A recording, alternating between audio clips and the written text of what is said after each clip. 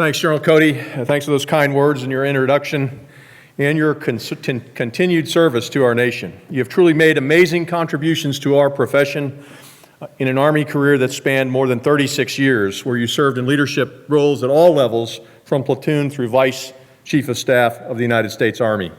Today, your continued dedication to our profession produces the kind of cadets being honored here tonight. Your example is what makes all of this possible and tells these cadets what they should expect to achieve for themselves as they begin their career as Army officers. So, let me start off by telling you a story to give you kind of some context on life and what it appears to be and what it actually is. One of the jobs I had when I was Brigadier General at the start of the war broke my heart. I'd just come out of brigade command and gotten promoted early, and I was selected by Secretary Rumsfeld to run the lessons learned effort as we invaded Iraq. And I had spent my time back and forth at the start of the war working with General Franks and done a bunch of things. And I come back to Washington, and I get told I got to brief the Vice President, Mr. Cheney, Vice President Cheney. And I go to see him, and he says, "Hey, what are you doing on Saturday? What are you going to tell the Vice President?" You're like, "I'm busy." It's like, no, he goes, "I need you to come to Crawford and brief President Bush, and I want you to give him the same briefing you just gave me, 2 hours worth, the whole meal deal." I go, "Okay." They fly me out to, actually you land in Waco, Texas, planes, trains, and automobiles. You get to the Crawford Ranch. And again, I'm not telling a story. I really, there's a punchline to this. It's coming, hold on. So I go out there, and essentially, I had to go to the bathroom. I mean, this is what happens. Even if you're a Brigadier General and you're wearing your best uniform, I land in this field and I tell these Secret Service agents, "Hey, look, I got to go to the bathroom." And they go, "No, you're going to go in." The Crawford Ranch is kind of like a nice old ranch house, flat, and then it's got like a pie-shaped room. They go, "No, you got to go wait in that room for the President to come out, and then you're going to go in and brief." I said, "You don't understand. I'm not going to do that. I'm going to go to the bathroom." So anyways, I go to the bathroom, So they put me in this room, and I'm standing there, and it's hot. It's about 100 degrees outside, and the ceiling fan is going around very slowly. And I'm standing in the back of the room, and all of a sudden the President and all these Secretary of Defense and the Chairman of the Joint Chiefs, they break up. And George Bush, if you ever met him, a very impressive physical man. And he comes strutting into the room, and he stops and he turns and he goes, "Who are you?" And I felt like saying, "I'm a burglar dressed as a Brigadier General."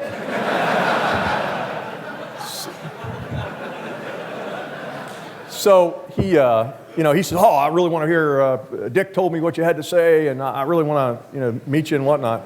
So the rest of the crowd comes in. I'm meeting Condi Rice and all these people, and then they go, "There's going to be a press conference. You just stand right there." The Secret Service guy, and we won't talk about Secret Service tonight. The guy says to me, "You stand right there." So I'm standing right there, and again, I'm wondering, they all walk up the driveway.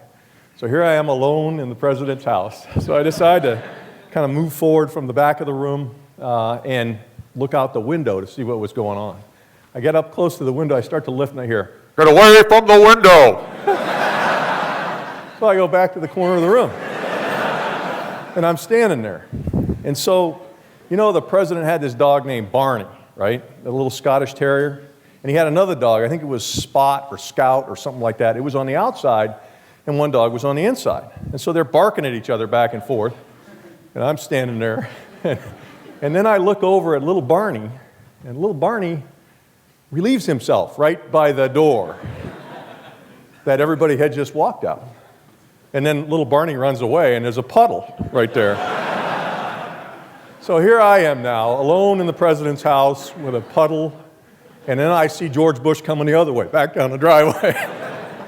And he comes walking down, and this is, my whole career passes before my eyes in a second. The door flies open, the President looks down at the puddle of pee. He looks up at me. He looks at the puddle of pee. He looks at me. And I'm thinking, oh my God, he thinks I peed in his house. But really what he thought is, oh my God, I got to listen to this idiot brigadier general talk to me for 2 hours who's too stupid to let my dog out. So life isn't what you expect in a lot of ways. And you may think you're a very important person, but Barney can bring you down at any point. And I would just give that as a lesson. Now, my staff has prepared an intricate set of notes here about the history of George Marshall and a number of things. And I would really like to go through this, but I'm not. I'm going to talk to you about some things that are going on in the Army. I'm going to talk to you about some of the challenges that we face ahead, and I'm going to jump to some advice for you sort of at the end. The Army is going through, I know you talked to my boss today, the Big O, worked for him in Iraq. God, we are so lucky to have a commander like General Ray Odierno as the Chief of Staff of the Army. And I can tell you, anybody who served, I know about some percent of you have served in the Army. How many served under General O in Iraq? Raise your hand. I can tell you something. When General O won after the enemy, I mean, Iraq would shake by the will that he could impose just by his 56 months as a commander on the ground over there. And I had the great privilege of serving as the Corps commander and as his deputy. And I learned a lot about commandership. And what I know is, between General Dempsey, who is the chairman of the Joint Chiefs of Staff, and General Odierno, we got the right people leading our Army. And I got to tell you, I know a lot told you it's going to be all right. It's going to be all right. First of all, my job is I'm the architect of the Army. Basically, I have a bunch of really smart people that work for me and spend time thinking through problems. A lot of smart people in the Pentagon, but the fact of the matter is they're engaged in the close fight. And the guys that work for me sort of think about the future of the Army. So I want to talk to you about that because in my view, you are the future of the Army. And you need to know a little bit about what we're thinking about. We're going through two fundamental transitions, and at the same time, with soldiers, about 9 brigades worth of combat going downrange. And they deserve the same kind of tremendous preparation that we've given every other brigade. So I run a school system that puts about 600,000 people through school every year and prepares them with the latest tactics, techniques, and procedures and the latest to go to Afghanistan and be successful in return. That's ongoing, and at the same time, we're focused on these two transitions.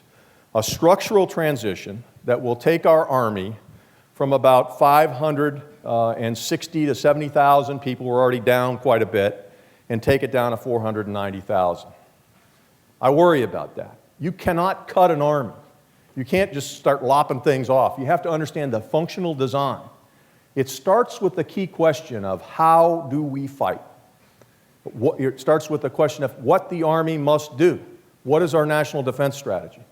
And I'm going to talk to you about your need. I mean, you people are pretty smart people, and most of you talk international relations and whatnot. Let me tell you, when you're a lieutenant, stay linked in.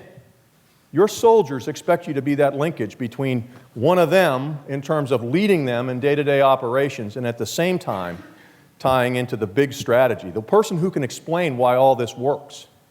So read the National Defense Strategy. If you have a passion for those kinds of things, stay involved in that. We expect that of you. You're an officer. So we're trying to redesign this Army.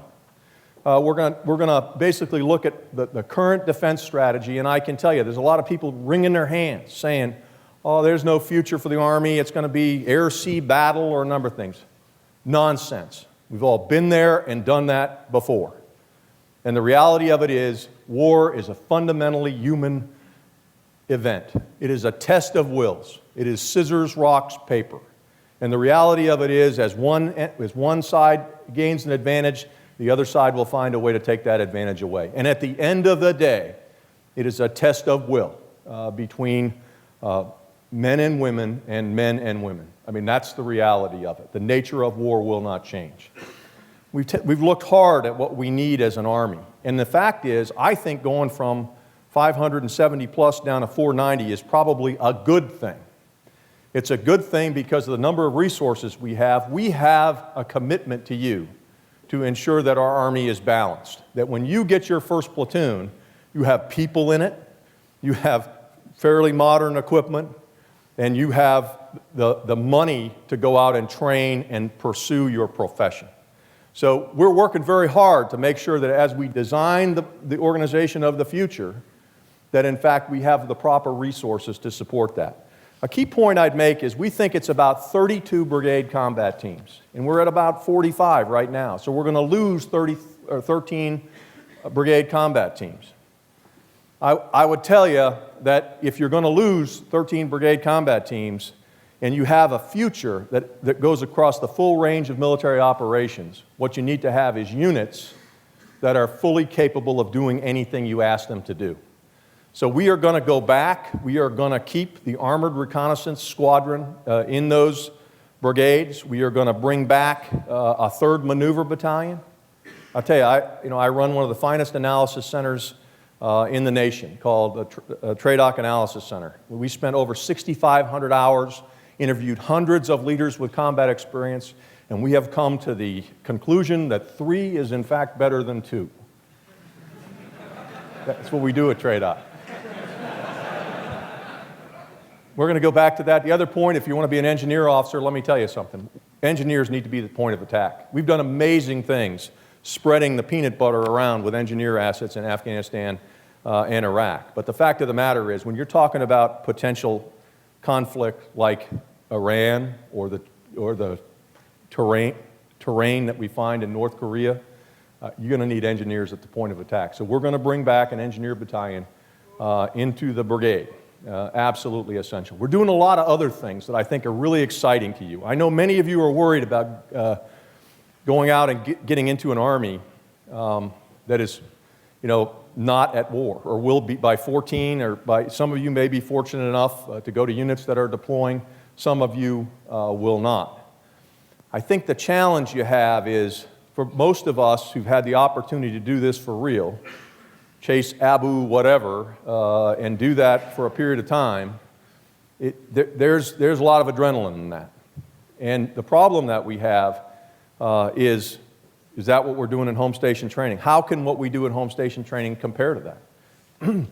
So one of the ideas we've come up with is to say, what did we really learn in the last 10 years? The importance of culture, the importance of language, the importance of network defeat, the importance of basically establishing networks and pursuit, manhunting type missions. How do you maintain skills in that? Well, what our young officers today want is they don't want to fight Krasnovians or Bolognians or Plywoodians. What they want to spend all their time doing is focusing on, you name them, Al-Shabaab, whatever it is, the next network. So we're going to regionally align brigades that are not assigned to go downrange. So if you're on the patch chart to go to Afghanistan, good.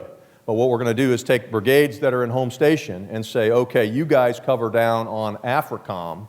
AFRICOM will give you a mission set. And oh, by the way, we're probably going to task you when you're in the CEF or when you're back doing home station training to send your leaders on the ground over a lot of these places so you can get familiar with it. We'll continue to invest in language and culture, but we are not going to go in cold again when we go to war.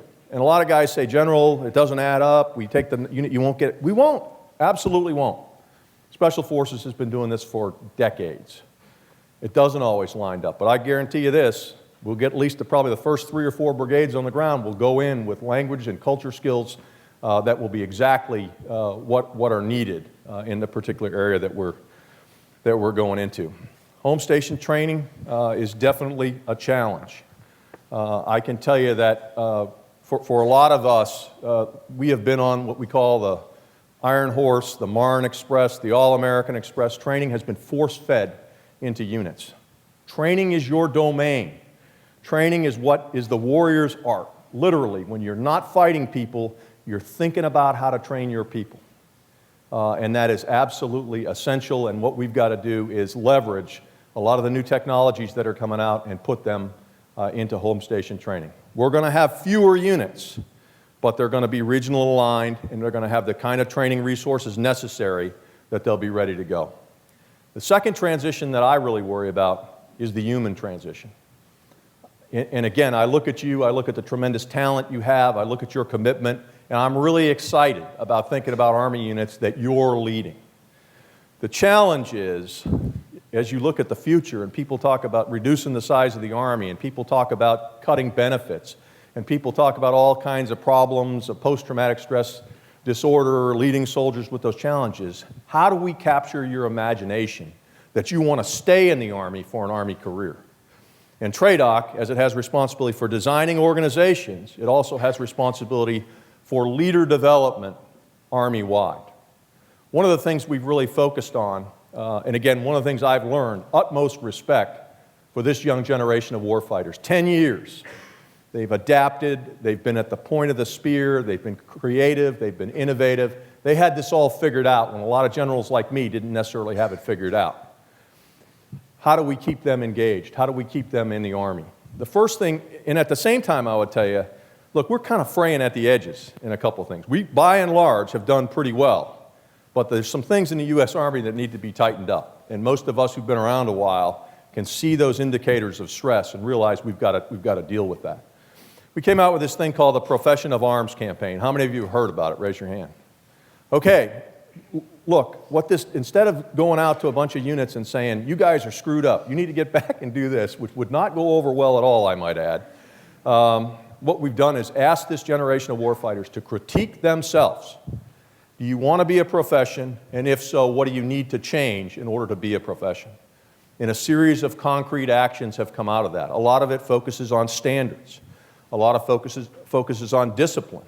The exciting part of this is, as hard as we've looked at this, our soldiers are telling us they want more of the United States Army. They want to be a part of it. They want the traditions. They want all the rites of passage. They want standards. They told us, look, generals, I did a session at Fort Sill, Oklahoma. Never forget it. Bunch of young soldiers stand up and tell me, General, we have standards in the United States Army. We have values in the United States Army, and we're not living up to them. And you need to do something about it. And my point to them is we all need to do something about it.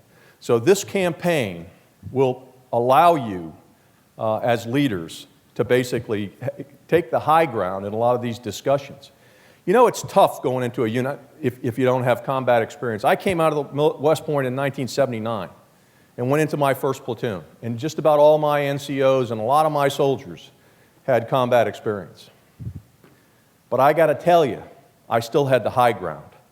The fact of the matter was, I was focused on standards and discipline. I was focused on doing things the right way. And I'll tell you, I saw a lot of things that come right out of Ranger School. I go out there, I find people asleep in the patrol base. And you walk out there and you kind of go to your platoon sergeant, hey Sergeant, what do you think? And his answer, well, sir, have you been to the NOM?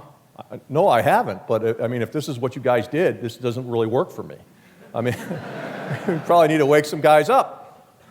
So I would tell you, trust your instincts.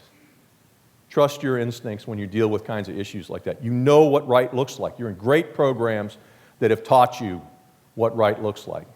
The other thing I'd tell you is you better be right. You better be right. These sergeants, these soldiers look to you as a standard bearer and a standard setter.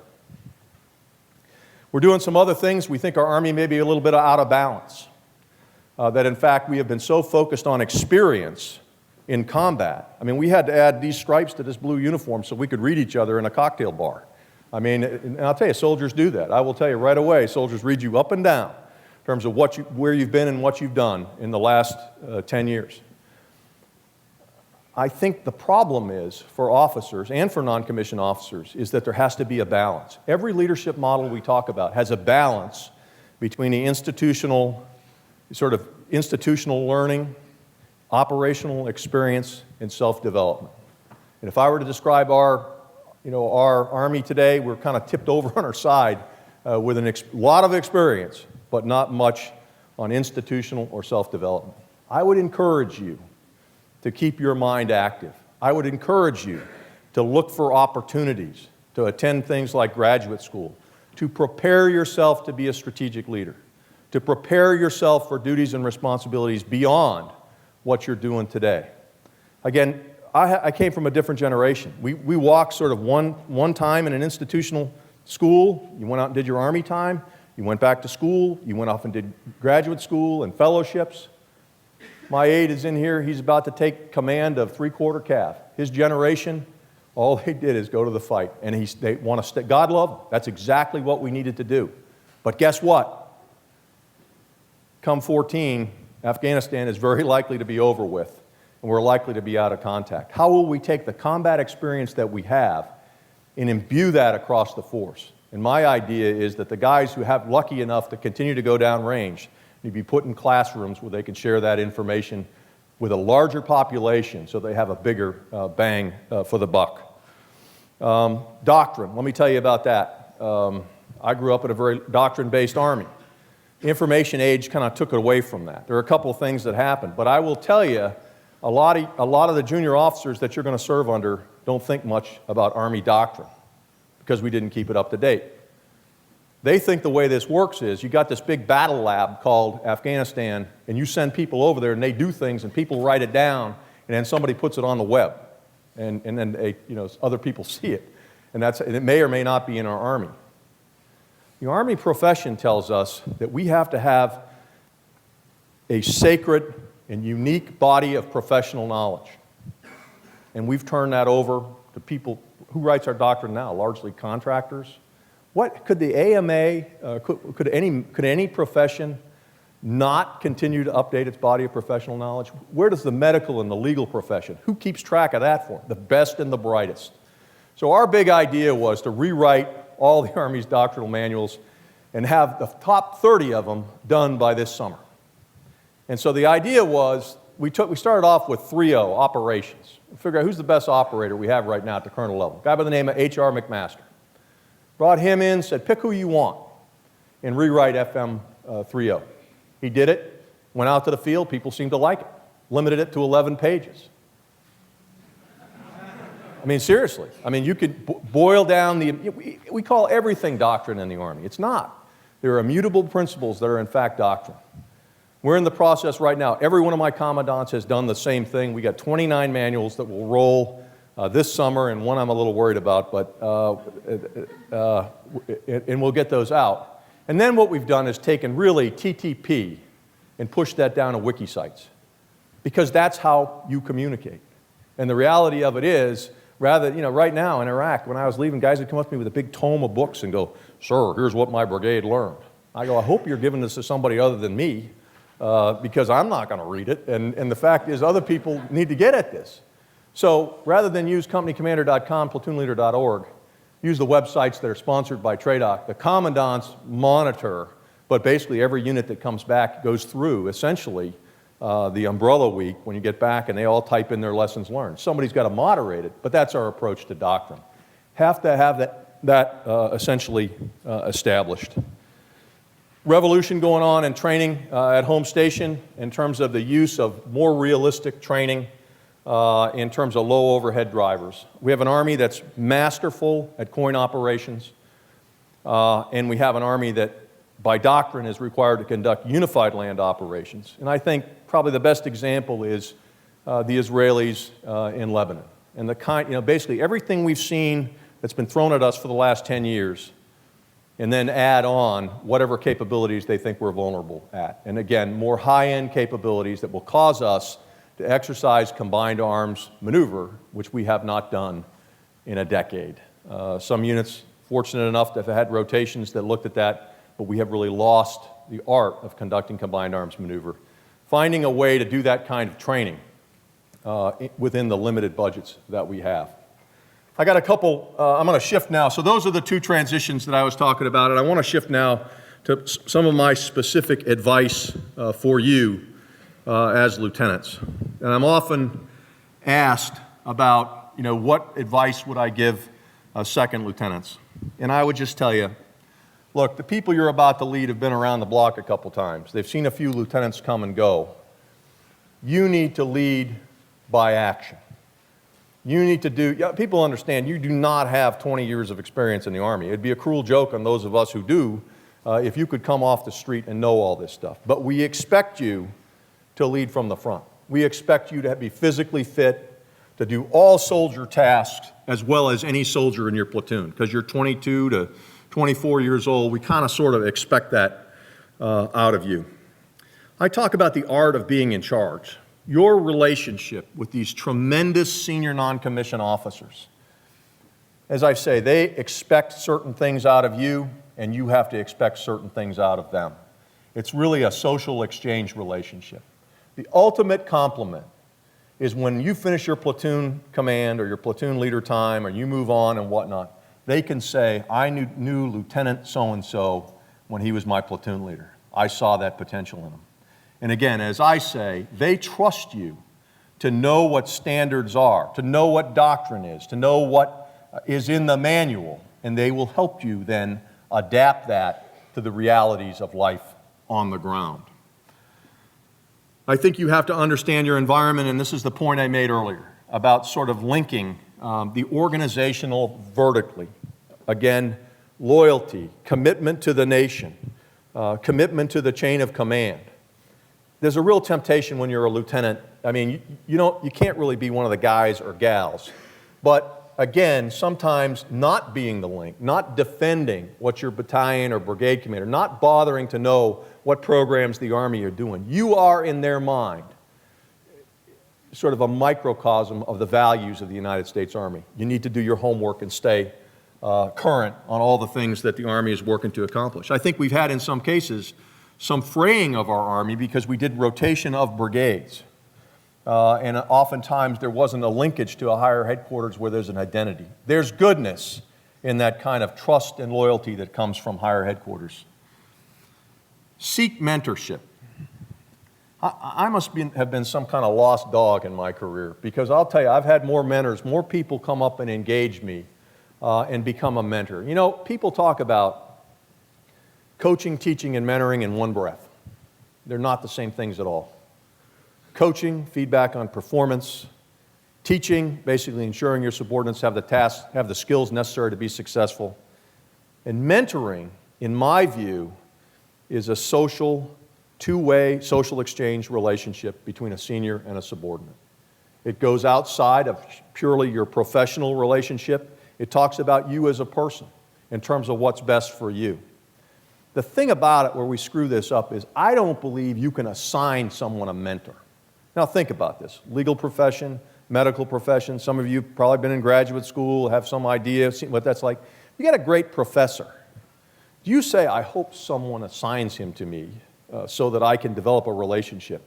Or do you express intellectual curiosity and mastery of your profession so that professor looks at you and says, wow, this is a smart kid. I want him in my seminar. I want him to work with. And I would tell you, when I talk to auditoriums like this of captains, I go, how many of you guys have a mentor? I really didn't need to ask the question, because the guys that are sharp and gals that are sharp and focused, they all raise their hand.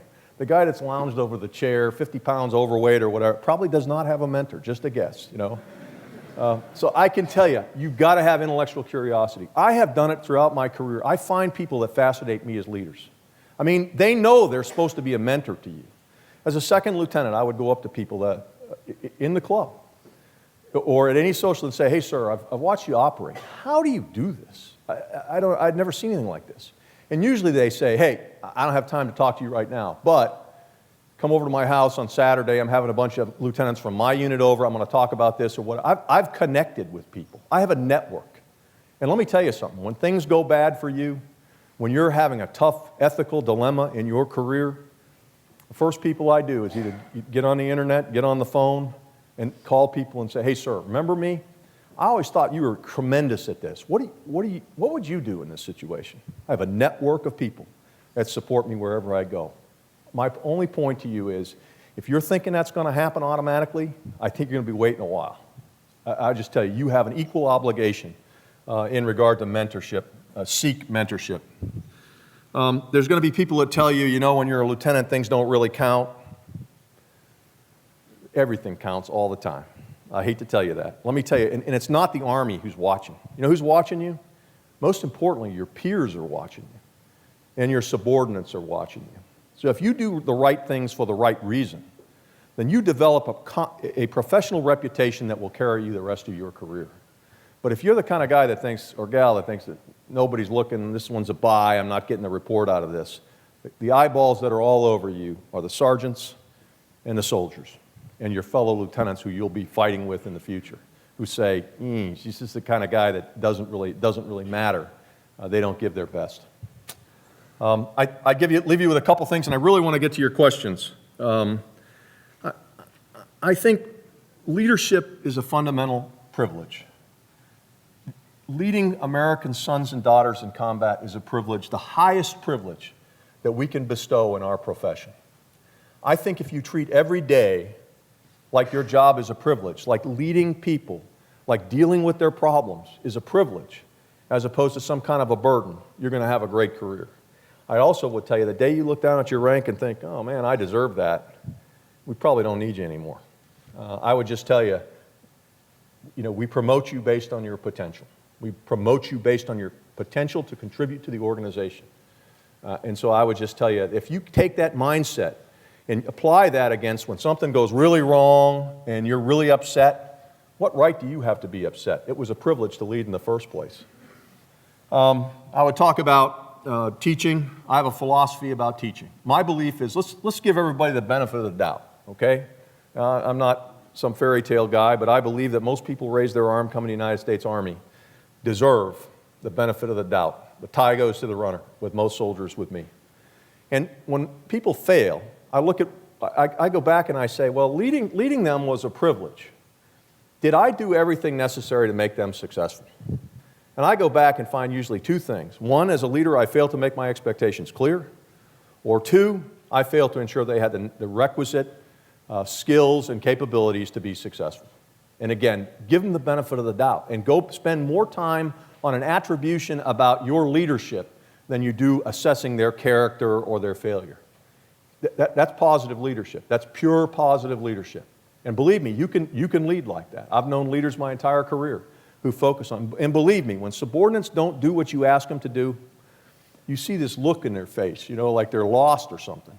That is, the key is to be a good teacher and stop and say, they're looking for you to tell them how to be successful, make them successful. Consistency, no right to a bad day. You guys have heard about toxic leadership. I go back, if you think leadership is a privilege, if you attribute your subordinates to be competent people that you may have failed to set their expectations or give them the task, there's no way that you're going to become a toxic leader. This is a generation of young soldiers who've seen horrible things in their career, and they have a minimum of high regard for people who blow their stacks and freak out and throw things around. It is not a very effective technique that I have seen. What these soldiers look for is leaders who, when things are falling apart all around you, can reach down and find a fourth and fifth gear. And absolutely, you see something in your leader you've never seen before when things are absolutely the worst that they've ever been. Transparency in all you do.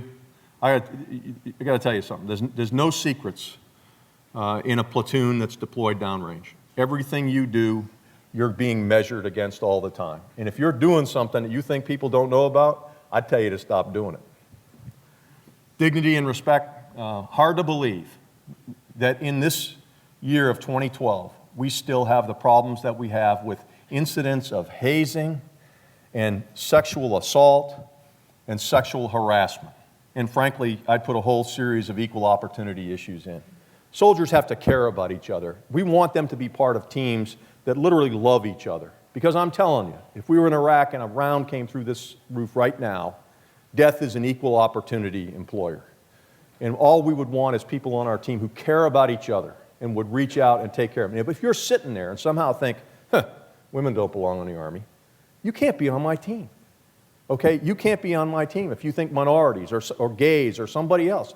If you're in this for the right reasons, you're in this to care about people in your organization. And again, dignity and respect is all, really, most of us want. I would caution you a little bit about behavioral health. And I would tell you, I'm not sure we're doing enough. I've gone back. I did a seminar like this at West Point a few weeks ago. I got hit pretty hard by guys saying, sir, I'm not sure I know what that looks like. You're going to deal with soldiers who've been places and done things that the Army needs to stick by. And you're going to be the person often who has to make determinations about that. And again, I hope we do a better job and begin to do a better job. I've looked at the basic course, or BOLIC, and hope we start to, because you're a pivotal person. I mean, your sergeants, et cetera, will have a hand in this, but you're key. I want to stop.